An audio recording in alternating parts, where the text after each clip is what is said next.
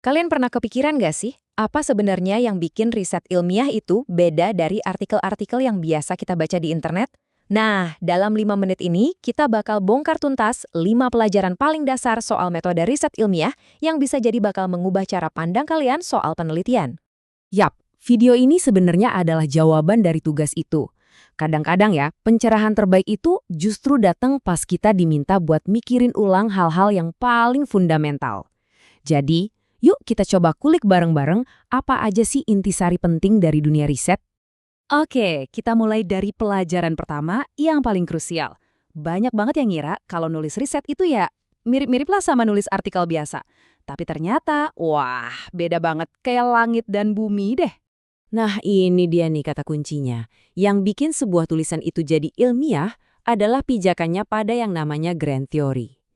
Jadi, tanpa landasan teori yang kuat, argumen kita itu ibarat bangunan tanpa fondasi. Kelihatannya oke, tapi gampang banget goyah. Tentunya, zaman sekarang jadi peneliti itu udah nggak bisa manual lagi, guys. Wajib hukumnya buat kenal sama senjata-senjata modern ini.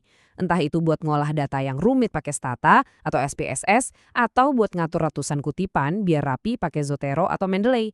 Ini udah jadi alat wajib di kotak perkakas peneliti. Lanjut ke pelajaran kedua. Setelah kita tahu apa itu riset ilmiah, kita juga harus tahu kalau ada banyak jalan atau jenis penelitian yang bisa kita pilih. Dan memilih jalan yang pas dari awal itu, wah penting banget buat kelancaran riset kita. Gampangnya, ada 2 jalur utama. Ada penelitian dasar, ini ibarat kita membangun fondasi ilmu pengetahuan yang kokoh buat masa depan.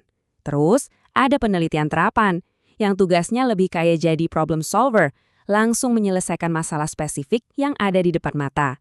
Nah, dari semua jenis penelitian, ada satu yang paling sering kita temui, apalagi di kalangan mahasiswa. Namanya penelitian deskriptif. Tujuannya simpel tapi penting banget.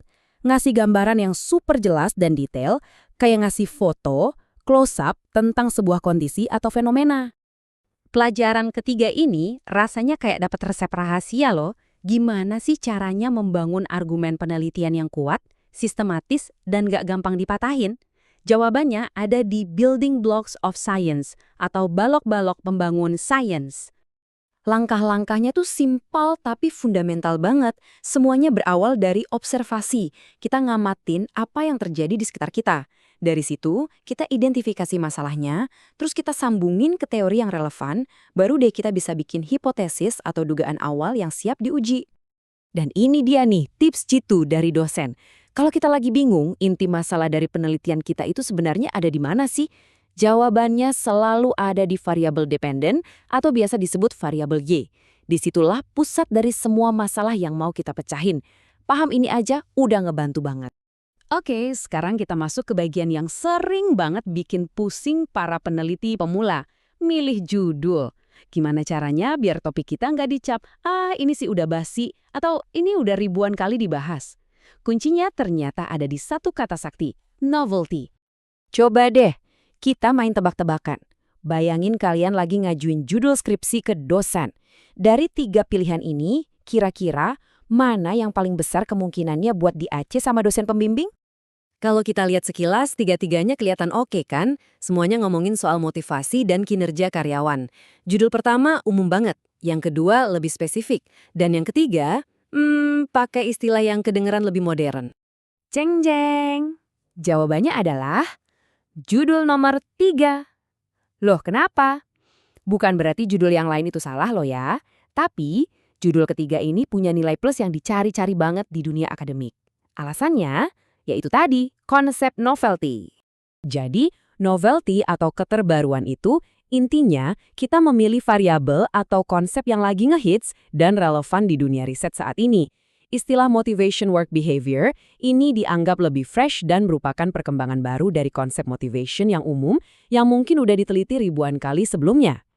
Oke, pelajaran terakhir. Dan ini penting banget biar kita nggak salah kaprah pas nulis metodologi penelitian, yaitu soal 2 kata yang sering banget ketuker, teknik dan proses. Kedengarannya mirip, tapi artinya beda jauh. Gampangnya gini deh, teknik itu adalah caranya, resepnya. Contohnya, kita pakai teknik Slovin buat ngitung jumlah sampel. Nah, kalau proses, itu adalah tahapannya, langkah-langkahnya di lapangan. Contohnya, proses kita datang ke responden, terus nyebalin kuesionernya. Simple kan? Jangan sampai ketukar lagi ya. Jadi itu dia tadi 5 pelajaran fundamental yang ngebuka mata kita soal dunia riset ilmiah yang sesungguhnya. Nah, sekarang pertanyaan terbesarnya balik lagi ke kita masing-masing.